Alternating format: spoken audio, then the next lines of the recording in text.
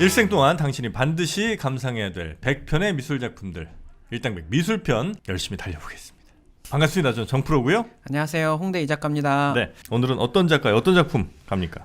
네, 오늘은 인상파의 아버지라고도 불리는 클로드 모네의 수련 작품에 대해서 이야기를 할 계획이고요. 네, 네, 한 번쯤은 당연히 해야 되는 작가이고, 네. 또 제가 이제 모네 별로 안 좋아하세요 혹시? 네, 아니요, 모네 좋아하죠. 되게 주저주저 하시는 것 같은데. 제가 네. 제 작품 중에 네. 모네 작품을 차용한 작품도 2작품이나 있어요. 아 그래요? 네네. 최근에. 아 최근에? 네네. 작품 그래서- 활동 계속 하고 계신 거죠? 그렇죠. 자. 전시도 계속 하고 있고, 아 그렇습니까? 네, 다음 달에도 전시를 하고요. 네. 네. 오늘 클로드 모네의 네. 수련 시리즈 해주신다는 거죠? 네네. 네. 모네의 대표작. 그렇죠. 일단 모네라는 사람이 언제적 사람입니까? 모네는 1840년 파리에서 태어났고요. 네. 1926년 프랑스 지베르니에서 이제 돌아가셨는데, 우리가 흔히 말하는 인상파 화가들 있잖아요. 네. 뭐 마네가 될 수도 있고, 뭐 그다음에 드가가 될 수도 있고, 모네만의 드가. 네, 그다음에 뭐 시슬리, 피사로, 세잔 등등이 이렇게 많이 있는데요. 그 중에 이제 마네 정도만 나이가 조금 많고, 다 비슷비슷해요? 네, 한 8살 정도 많고요. 네. 나머지 작가들은 다 비슷한 또래였어요. 아 그래요? 네네. 희한하네. 네, 뭐 40년생, 뭐 39년생, 41년생, 뭐 다 그런. 아, 네. 그들이 되게 친했다고 하더라고요. 제가 그 투자 관련돼서 네네. 그런 얘기를 좀 들은 적이 있는데, 투자에 있어서 제일 중요한 게 뭐냐 이렇게 물어보면 판단력이니 아니면 뭐 용기 아니면 자신만의 어떤 뭐 투자 원칙 이런 거보다도 제일 중요한 게 몇 년생이냐가 제일 중요하대요. 아, 왜요? 그러니까 이제 그 사람이 예를 들어 뭐 어느 정도 나이가 됐을 때 적절한 투자의 기회가 생길 만한 사회적 상황인지 이제 그런 게 제일 중요하다는 거예요. 어떻게 들어보면 맞는 얘기 같더라고요. 그러니까 저 같은 사람은 제가 이제 87년생쯤 되지 않습니까? 아, 그러면 저보다 동생이세요? 87년 이제 토끼띠인데 그런 경우는 별로 투자에 적절한 나이가 아닌 것 같은 뭐 그런 느낌이 좀 있는데, 여튼 이 사람들이 대체로 그 비슷한 나이대 비슷한 분위기에서 그림을 그리면서 이제 비슷한 화풍도 같이 만들어 나갔다 이렇게 이제 볼 수도 있는 거잖아요. 그렇죠. 인상파를 어떻게 보면 네.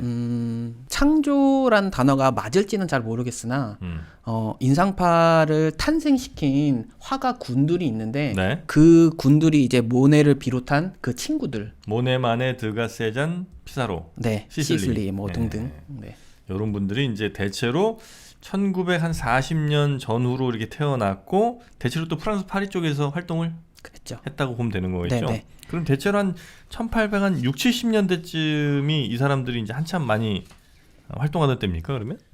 60년대는 아무래도 20대다 보니까 그렇게 이제 막 뜬 젊은 작가들이었고, 사실 처음에는 그들이 좀 어려웠대요. 아무래도 네네. 젊은 작가들이었고, 그들의 화풍이 그 전 세대의 작가들에 비해서 뭔가 많이 다르잖아요. 네네. 그러니까 비판도 굉장히 많이 받았고, 원래 당시에 프랑스 살롱전이라고, 네. 살롱전에 출품을 해서 상을 받으면 그냥 이제 슈퍼스타가 되는 거예요. 음. 그런데 이제 이들은 살롱전에 내기만 하면 무조건 떨어지죠. 그 당시에 화풍이랑 다르니까. 너무 다르고, 그 당시에 이제 아무래도 귀족들이라든지 부르주아들이라든지 그런 사람들이 이제 심사위원이었고, 그들이 갖고 있는 생각에서는 그 전 화가들 있잖아요. 네. 뭐 아름답게 그리고, 그 다음에 고대로 그리고, 그 다음에 뭐 만약에 여성의 누드를 그린다면 마네의 작품처럼 뭐 이렇게 있는 실제로 그리는 게 아니라 조금 더 조금 어떻게 보면 몸매 이런 것도 과장해서 그리고. 뽀샵질을 좀 한다는 거죠. 그렇죠. 이제 그런 그림들만 봐오다가 이제 뭐 모네, 마네, 뭐 세잔 뭐 이런 작가들의 그림을 보니까 네. 엉망인 거죠. 그리고 뭔가 하다만 듯한 느낌? 왜 그림을 그리다 말았어? 약간 이런 느낌. 정교함도 떨어지고. 그렇죠. 그 당시에 사람들이 볼 때는 그렇죠. 이거 이렇게 제대로 못 그렸네 이런 느낌이 이제 있었다는 거죠. 그렇죠. 네. 근데 이제 그게 지금은 거의 뭐 최고 작가들로 네. 이렇게 지금 판단이 되고 있는 거고. 네. 자, 그러면 오늘 클로드 모네의 수련 시리즈, 이 사람은 어렸을 때부터 그림은 잘 그렸습니까? 그림을 잘 그렸고요. 음. 아무래도. 그다음에 어릴 때는 심지어 청소년기에 네. 풍자 만화라든지 캐리커처 아, 이런 거를 그래요? 잘 그렸대요. 길거리 같은 데서. 네네, 잘 네. 그려가지고 그걸로 심지어 팔아가지고 그 당시 나이대에 비해서 돈을 좀 벌었대요. 어릴 때부터. 네네. 그래서 뭐 예를 들면 당시 노동자들의 일당이 한 5프랑 정도 됐는데 모네가 그린 뭐 캐리커처라든지 뭐 그런 거는 한 10에서 뭐 20프랑 정도? 따지면 뭐 수십만 원 정도를 그냥 그림 이렇게 쓱쓱 그려주고 받았다. 그렇죠. 어. 그래가지고 이제 근데 캐리커처라는 게 특성상 빠른 시간 내에 어떤 그 특징을 대상의 잘 잡고. 네 그렇죠 특징을 잘 잡아야 되는 네? 그런 것들이 있었다 보니까 그 당시에 뭐 좀 소문이 났나 봐요. 그래가지고 당시에 외젠 보댕이라는 풍경 화가가 있는데 외젠 보댕이? 네 외젠 보댕이라는 화가가 모네의 그 캐리커처를 보고 친구가 되게 재능이 있는 것 같아서 내 제자로 들어와라 이렇게 이야기를 했었대요 처음에. 네. 그런데 이제 모네 같은 경우는 보댕의 작품이 이렇게 마음에 들지 않았었나 봐요 처음에. 그래가지고 이제 여러 번 거부를 하다가 결국에는 이제 제자로 들어갔는데 보댕이 어떤 충고 아니면 가르침 이게 모네의 어떻게 보면 인생을 바꾼 가르침이 됐었죠. 뭐예요? 아무래도 보댕이 풍경화가다 보니까 너는 그림을 빠른 시간 내에 특징을 잘 집어서 잘 그리니까 한번 물감을 들고 바깥에서 풍경화를 그려보는 게 어때? 이런 식으로 제안을 해봤대요. 네. 그리고 이제 그때쯤부터 이제 튜브 물감이 나오고 그러다 보니까 이제 야외에서 그림을 그릴 수 있는 환경이 됐었고 그 전까지는 튜브 물감이 없었군요. 여러 가지 이제 물감을 오일이랑 뭐 이런 거 섞어서 이렇게 작업실에서 만들어 가지고 이렇게 썼었거든요. 근데 그때쯤 이제 튜브 물감이 나와가지고 네네네. 들고 나갈 수 있고 그러다 보니까 지난번에 말씀드린 것처럼 당시 풍경화는 사이즈가 상대적으로 조금 작았었죠. 네네네네. 그래서 이제 들고 나가서 풍경을 그리는 일들이 이제 모네 이분이 이제 한 번씩 그렇게 그리게 됐는데 이분이 그 아까 처음에 네. 인상파의 아버지라고 했잖아요. 네네. 근데 인상파하면 우리가 반고흐도 있고, 그렇죠. 그다음에 뭐 소개해주신 뭐 마네, 드가 등등 있는데 왜 모네가 아버지가 됩니까? 여기 지금 이제 그림에서 보시면 알겠지만 네. 임프레션 선라이즈라는 작품을 그렸어요. 아, 제목이 임프레션 선라이즈예요? 네, 1872년에 이 작품을 그렸는데요. 음. 아까 처음에 말씀드린 것처럼 이제 살롱전에서 계속 떨어지다 보니까 이 작품을 그리고 1874년에 이제 아까 그 친구들과 함께 자기네들끼리 그룹을 만들어 가지고 전시회를 했어요. 근데 이제 살롱전이랑 상대적으로 비교하면 네. 아무래도 사람도 굉장히 적게 왔고요.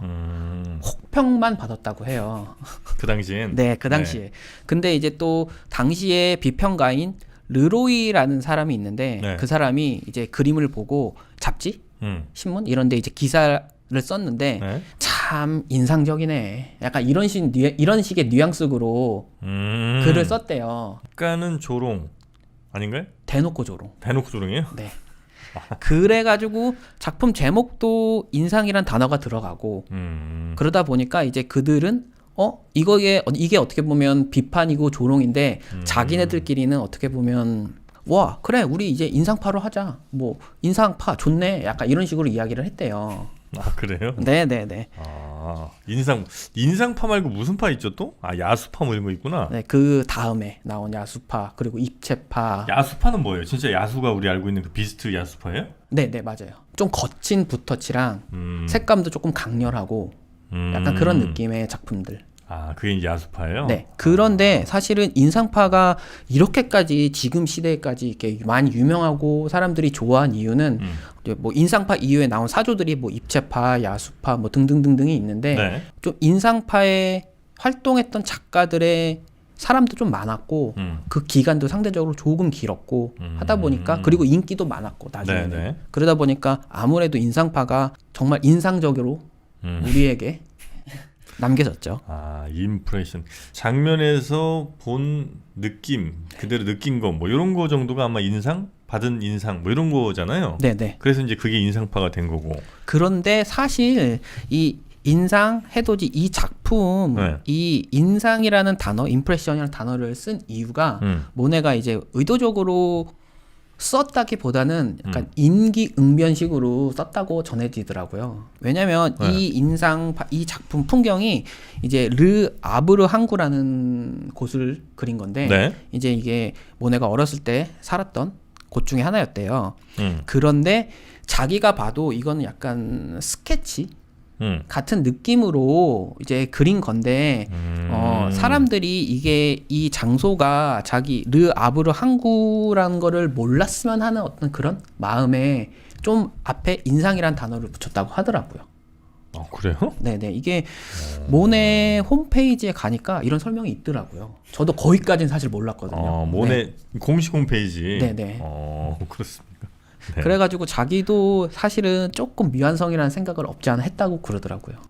그 맨 처음 이 그림 전시할 때만 해도 이 그림이 약간의 미완성 느낌도 없지 않아 있었는데 그래서 그냥 인상이라는 제목까지 그냥 대충 넣었었는데 네. 그게 이제 역사적인 작품이 됐죠. 미술의 역사를 바꾼 그렇죠. 그런 작품이 이제 됐다는 거죠. 네네.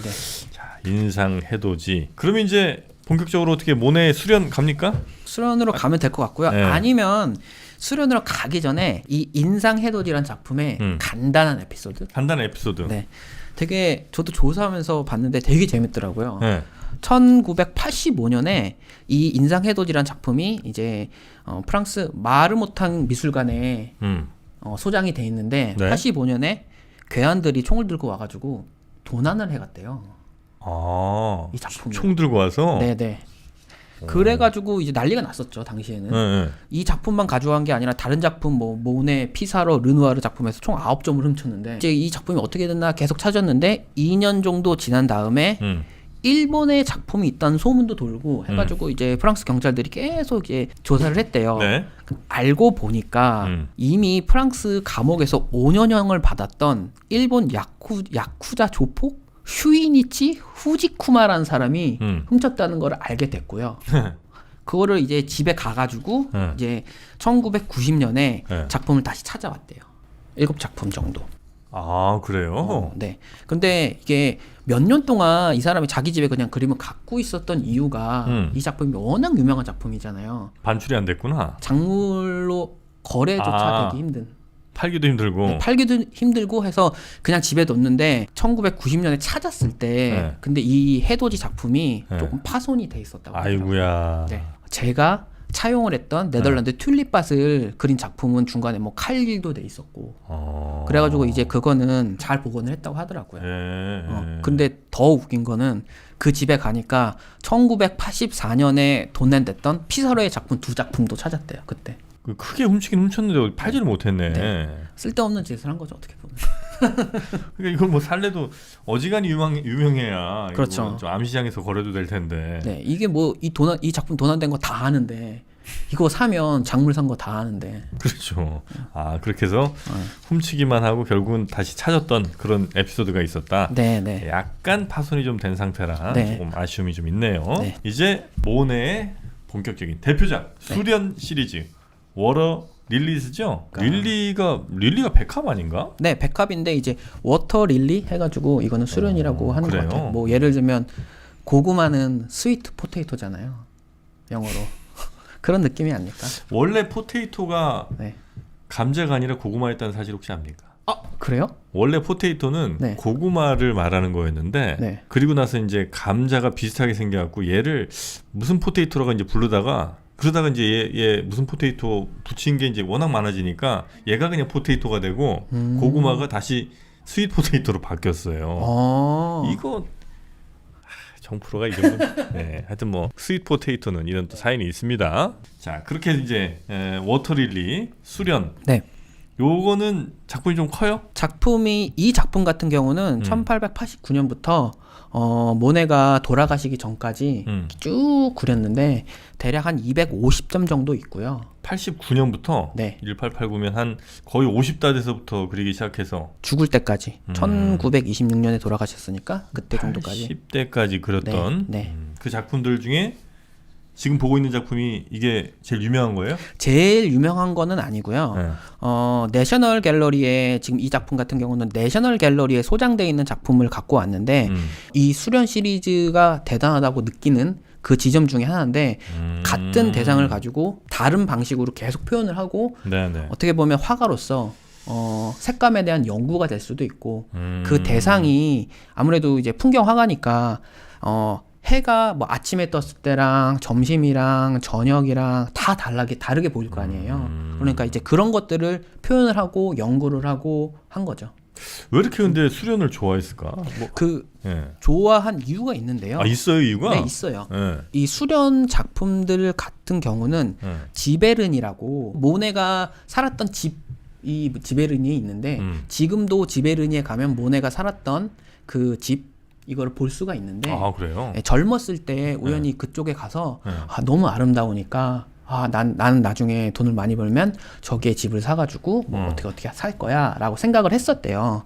그리고 이제 명성이 올라가고 돈도 많이 벌면서 실제로 지베르니에서 땅을 사고 집도 짓고 정원을 굉장히 열심히 꾸몄대요. 정원을? 네네. 네. 정원을 꾸며서 정원사도 뭐 6-7명 정도 돼가지고 뭐 수련도 심고 이국적인 꽃, 수양버들, 대나무, 버드나무도 심고 뭐 닭, 오리, 꿩 뭐 있는 울타리도 추가하고 뭐 이런 식으로 엄청 열심히 꾸몄대요.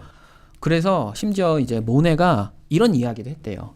내 최고의 걸장은 내 정원입니다. 아, 그림이 아니고? 네네. 이런 말을 했을 정도로 되게 엄청 예쁘게 꾸몄나 보네. 네, 예쁘게 꾸몄고 지금 현 시점에서 사람들이 지베르니에 가가지고 찍었던 사진이나 영상들이 있는데 굉장히 아름다워요. 아, 지금도 예뻐요? 네네. 아무래도 모네가 프랑스의 대표적인 작가다 보니까 지금도 관리를 잘하고 있는 것 같아요. 아, 그렇습니까? 네. 그 유명한 지베르니 정원, 그 정원에서 키운 생강으로 만든 근홍부 생강청입니다. 아, 프랑스에서도 생강을 키우나요? 아, 프랑스의 진저브레드라고 알아요, 몰라요? 아, 굉장히 유명합니다. 예, 그만큼 프랑스에서도 유명한 그 생강이죠. 바로 이 근홍부 생강청으로 이 선물용으로도 아주 좋습니다. 이걸 딱 열어보면요. 이것도 와인처럼 돼 있는데요. 그렇습니다. 와인병에 담긴 이 생강 착즙 원액으로 겨울철 건강관리, 목관리에 특히 아주 효과가 좋다는 거, 괜히 뭐 다른 건강식품 드실 필요가 없다는 말씀 다시 한번 좀 드리겠습니다. 요즘 먹기 딱 좋네요. 도와주셔서 고맙습니다. 네, 근홍부 생강청 스마트 스토어에서 근홍부를 검색하셔도 되고요. 아니면 그 왕비님몰에서 또 구매하실 수 있으니까 이 근홍부 생강청 꼭 한번 드셔보시기를 바랍니다. 자, 그래서 이 작품이 대충 크기가 얼마나 되냐고요? 크기가 지금 보고 계신 작품은 세로가 2m, 가로가 427cm니까 4m가 조금 넘는. 엄청 크네요. 그런데 이 작품은 큰 것도 아니에요. 더 큰 것도 있어요? 네. 여기 2015년에서 26년까지 그렸던 1915년에서 26년 동안 26년 그러니까 11년? 이 그림을 하나를 그리고 이제 완성하고 다른 거 그리고 이런 게 아니라 보통 유화 그림 같은 경우는 마르는데 오래 걸리잖아요. 네. 그러다 보니까 작품을 그릴 때 저도 마찬가지인데 여러 개를 이렇게 쌓아놓고 그릴 경우가 있어요. 그러니까 이거 그리다가 마르는 동안 저기 있는 거 그리고 저거 그리는데 마르는 동안 다른 거 그리고. 아, 그래도 돼요? 보통 그렇게 많이 해요. 그림이 네. 딱 한 작품에 혼을 담아야 될 거 아닙니까? 아니, 혼을 담아서 그리고 있는데 네. 잠깐 이거 그리다가 옆에 있는 거 이거 또 그리고 다시 마르면 또 이거 그리고 한다고요? 뭐 예를 들면 그 장면으로 내가 작가가 하고 싶은 이야기를 다 표현하기가 사실 쉽지는 않아요. 그래서 뭐 예를 들면 영화라고 치면 영화가 뭐 1시간 반에서 2시간이라면 네. 그거를 스틸컷으로 자르면 굉장한 많은 스틸컷이 있을 거 아니에요. 그 수많은 스틸컷으로 이제 영화가 만들어지고 네, 네. 그 한 가지 이야기를 하기 위해서 그거를 만드는데 미술 작품도 어떻게 보면 마찬가지라고 저는 생각을 해요. 그래가지고 이제 미술 작품을 좀 시리즈 그래서 내가 하고 싶은 이 시리즈에선 내가 이런 이야기를 하고 싶은데 네. 하나의 그림으로는 어떻게 보면 쉽지가 않다 보니까 여러 가지 그림을 그리고 그렇게 그렸을 때는 이렇게 여러 개를 두고 그릴 수도 있죠. 아, 그런 의미에서 네. 한 2년 가까이 걸려서 그린 그림이 네, 지금 피츠버그 카네기 뮤지엄에 네. 전시되어 있는 건데 이 작품 같은 경우는 세로는 2m, 네. 2m? 네, 그리고 세로가 2m, 가로는 6m. 6m? 네, 근데 이것도 아무것도 아니에요. 이거보다 더 큰 것도 있어요? 가장 유명한 건데 오랑주리 이제 미술관이라고 네. 그 곳에 가보면 정말 큰 공간에 쫙 둘러가지고 수련 작품이 정말 쫙 있어요. 이 한 작품이에요? 어떻게 한 시리즈죠. 이건 도대체 몇 미터짜리 이거? 한 이거는- 몇십 미터 되겠네 이거는. 그렇죠. 저는 이제 여기에서 가서 이 작품을 실제로 보진 못했는데요. 네. 가본 사람들에 의하면 모네를 좋아하지 않는 사람도 아 이거 보면 이 공간에서 이 작품을 보면요 매력에 빠질 수밖에 없다고 그러더라고요. 그래요. 네. 뭐 사진으로만 봐도 좀 멋지긴 하네. 프랑스에 놀러 가고 파리에 가면 네. 한 번쯤은 가야 되는 곳 중에 하나. 뭐 보통 파리에 가면 뭐 루브르 박물관, 오르세 미술관 이렇게 뭐 에펠탑 뭐 있잖아요. 네. 그 다음에 조금 더 시간이 있고 이제 미술에 조금 더 관심이 있으신 분은 오랑제리 이곳에 가야 되는구나. 꼭 가면 아마 좀 감동을 받지 않을까. 그러니까 아무것도 모르는 애들은 루브르 가고. 그런 건 아닌데 루브르에도 대작들이 너무 많고 멋진 작품들이 네. 많으니까 그래도 그러네 딱 보니까. 그래도 우리 이제 일당백을 시청하신 분들은 이제 코로나 시대가 이제 좀 끝나고 만약에 파리에 프랑스 간다면 여기 오랑제리 정도는 가야지. 네, 가서 보면 정말 어떤 분들은 네. 약간 나도 모르게 눈물이 난다고. 그래요? 네. 워낙 큰 작품이고 정말 너무 아름답다고 하더라고요. 저도 방금 이제 말씀해 주셔서 지베르니 정원도 한번 좀 살짝 찾아봤는데 네. 진짜 예쁘게 해놨네요. 네. 여기 입장료도 받는데요. 아무래도 관리를 해야 되고. 입장료도 받는다고 하더라고요. 미술관 같은 경우도 루브르도 다 뭐 입장료 받고. 뭐 그렇죠. 예. 그런데 네. 영국에서는 미술관이 다 무료예요. 다? 네, 미술관은. 왜? 그게 정책적으로 그렇게 돼 있어요. 와 그래요? 네, 그래서 테이트 미술관, 테이트 모던, 상설점 같은 경우는 누구나 들어갈 수 있어요. 그래요? 네. 그런 건 좀 필요하겠다. 네. 돈 없어서 미술 못 본다는 것도 이거 얼마나 슬픈 일입니까? 그래서 제가 유학했을 당시에 음. 저는 개인적으로 테이트 모던 미술관을 굉장히 좋아했거든요. 거기 딱 처음에 갔는데 아직도 저는 기억에 남아요. 11년 전이었는데 딱 갔는데 테이트 모던이기 때문에 그 모더니즘 이후의 작가들 작품들만 있어요. 비교적 최근 작가들. 네. 딱 가면 이렇게 거기 타임 테이블이라고 이렇게 쫙 붙어 있어요. 이렇게 사조가 딱 적혀 있고 거기에 관련된 작가 이름 딱 적고 딱 이런 식으로 해서 지금 현대까지 뭐 YBA 데미안 허스트 있는데 중간에 백남준, 남준팩 이름이 있는 거예요. 그래요? 그거 보니까 그때 진짜 돈도 없고 하는데 갔는데 와 약간 눈물 찔끔. 백남준의 이름 딱 보는데 이게 또 감동이구나. 진짜. 그럴 수 있겠네요. 그래서 되게 자주 갔었어요. 거기를. 네.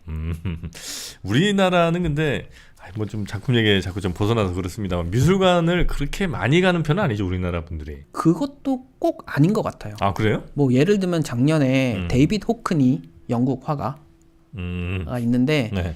지난번에 이제 제프 쿤스 했을 때 네네네. 제프 쿤스가 살아있는 작가 최고가 경진을 했다고 했잖아요. 네. 그 전 기록을 갖고 있던 작가가 이제 데이빗 호크니인데요. 데이빗 호크니 전시회가 작년에 있었는데 굉장히 흥행에 성공했다고 그러더라고요. 그래요? 인스타에 사진 찍어서 올리기도 좋고. 데이빗 호크니 정도. 내가 얘기하는 게 그거예요. 그러니까 또 약간 좀 불편한 얘기일 수 있는데 네. 유명 작가나 네. 좀 있어 보이는 작가들이 이제 전시회 해. 네. 거기 이제 많이 가요.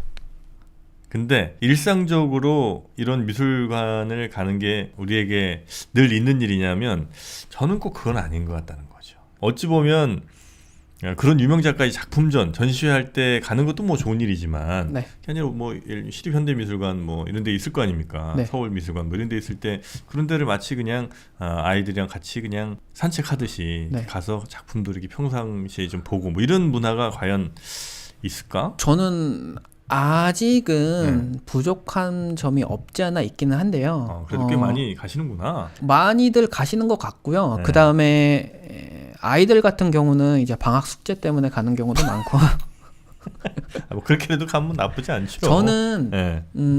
방학 숙제든 뭐 인스타에 사진을 올리기 위해서 가던 그런 이유는 상관없고요. 그게 나를 뽐내기 위해서 가던 저는 가는 거는 되게 좋다고 생각을 해요. 칭찬받을 일이죠. 네네. 네. 자 그러면 우리가 이 모네 이야기 조금만 더 좀 해보죠. 네. 보통 누굽니까 그 반고흐 같은 경우는 노란색 아주 미치잖아요. 네. 그런데 이 모네의 특징이라고 하면 혹은 뭐 네. 모네가 사랑했던 컬러라고 하면 어떤 컬러 혹은 뭐 어떤 특징이 좀 있습니까? 모네는 수련 작품이 굉장히 많기 때문에 쭉 보시면 알겠지만 처음에는 사이즈가 조금 작고 점점 사이즈가 커졌고 네. 그 다음에 이제 모네가 나이가 들어서 백내장에 걸렸었어요. 아 그래요? 네, 그러니까 눈이 잘 안 보이고 수술도 여러 번 했었고 그러다 보니까 초기 작품부터 마지막에 말년의 작품까지 이렇게 쭉 보면 특징적인 게 있는데 처음에는 묘사 같은 게 조금 이렇게 잘 돼 있어요.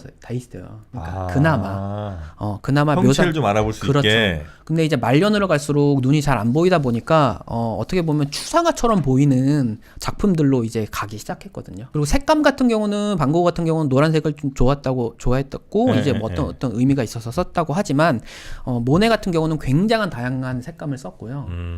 대신 이제 검정색은 잘 쓰지 않았다고 하고 눈으로 보이는 그 풍경의 그 아름다운 색감이 시시각각 변하는 그 모습을 네. 연구하고 탐구해서 굉장한 다양한 색감으로 표현을 했죠.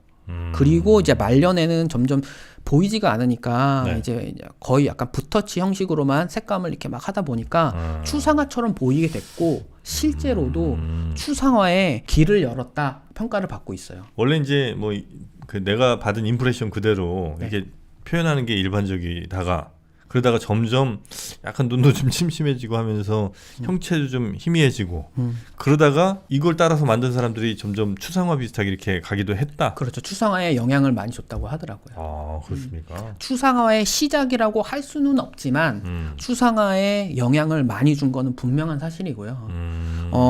아마 지금 그림에서 보시는 것처럼 네. 말년 작품 보면 정말 추상화 같아요. 그러니까 지금 저도 뭐 하나 지금 보고 있는데 이 그림 보면 이게 수련이 맞나 싶기도 하고 수련 작품 몇 개나 그린 거예요 도대체? 250점 정도 그렸다고 하고요. 250점? 네, 어떤 데서는 뭐 300점이다, 뭐 420점이다, 뭐 이런 이야기가 있는데 네. 모네 홈페이지에 가보니까 250점이라고 딱 나와 있더라고요. 그럼 이제 전 세계에 있는 유명 박물관에서는 한 점 정도씩은 이렇게 대충 나눠 갔겠네요. 이 정도면? 그런데 네. 한 점씩 나눠 갖는다 이런 표현은 사실 조금 웃긴 것 같고요. 아 그래요? 왜냐하면 모네가 워낙 유명하고 대단한 화가고 인상파의 시작이기 때문에 네. 내가 만약에 미술관 관장이야. 네. 그럼 모네 작품 정도 최소 하나는 갖고 싶어. 자기 상설 전시로 갖고 싶어 하겠죠. 네. 그래가지고 뭐 도난 사건이 있었던 네. 마르무탕 네. 미술관도 있고 뉴욕의 메트로폴리탄, 모마, 보스턴의 보스턴 미술관, 시카고 미술관, 도쿄의 국립미술관 등등등 영국의 뭐 국립미술관, 내셔널 갤러리 네. 뭐 다 있다고 하더라고요. 수련 시리즈만. 우리는 없죠. 없어요? 네. 근데 이제 뭐 예술의 전당 같은 경우 아니면 뭐 서울시립미술관 같은 경우에는 인상파가 워낙 인기가 많기 때문에 네. 인상파 전시 그리고 모네 전시는 많이 있거든요. 네. 올해 초에도 예술의 전당에서 모네 전시가 있었던 걸로 제가 들었고요. 모네, 수련 이런 작품들을 볼 때마다 이분들이 보는 장면과 내가 보는 장면이 같은지가 늘 궁금해요. 한 분야에 이렇게까지 오래 하다 보면 좀 연구를 많이 하고 하다 보니까 뭔가 거기에 돌을 트지 않았나. 그러니까 이게 이제 맨 처음에는 이분이 그릴 때 연꽃들이 막 보였을 거 아니에요. 네. 그러다 나중에 보면 이게 도저히 뭔지 알 수 없게 막 그렸잖아요. 네. 그러니까 이게 그냥 모네 할아버지가 보였던 그대로를 내가 그린 건지 아니면 보였던 그대로는 아니지만 대충 이렇게 표현을 하고 싶었다는 의지로 이렇게 그린 건지 그걸 잘 모르겠다는 거예요. 이게 두 가지 다인 것 같아요. 뭐 조금 더 예전처럼 그리고 싶기는 하지만 나의 어떤 상황상 눈이 잘 보이지 않는 상황상 네. 이런 식으로 표현을 이렇게 조금 추상화처럼 표현을 했고 물감 색을 이렇게 턱턱턱 바르고 하지만 마지막에 추상화처럼 표현된 이때 시기는 정말로 이미 거장의 반열에 오른 상태거든요. 그러다 보니까 이제 그리고 얼마나 많이 그리셨겠어요. 연습도 얼마나 많이 했고 오히려 이 수련 작품의 초창기보다 점점 말년에 작품이. 그리셨던 작품들이 조금 더 멋지게 다가오는 것 같아요. 아 그래요? 네. 나는 잘 모르겠다.